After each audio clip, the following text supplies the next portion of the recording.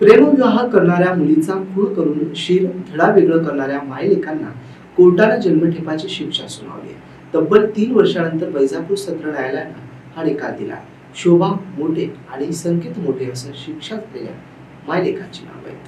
छत्रपती संभाजीनगर जिल्ह्यातील वैजापूर तालुक्यातील लाडगाव येथे 4 डिसेंबर 2021 मध्ये ऑनर किलिंगची घटना घडली. कुटुंबियांचा विरोध डावलून गोयगाव येथील किशोरी अविनाश थोरे या 19 वर्षीय तरुणीने एका तरुणासोबत प्रेमविवाह केला होता.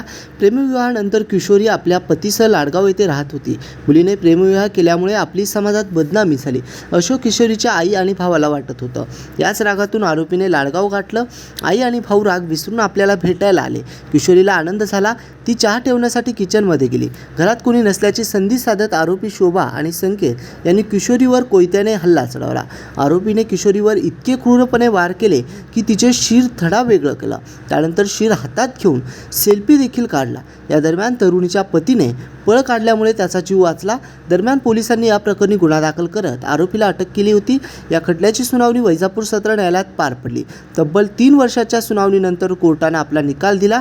आरोपी विरोधात सबळ पुरावे आणि साक्ष तपासल्यानंतर कोर्टाने दोघांनाही जन्मठेपेची शिक्षा सुनावली आहे. Bureau report, AI news, Sambhajinagar.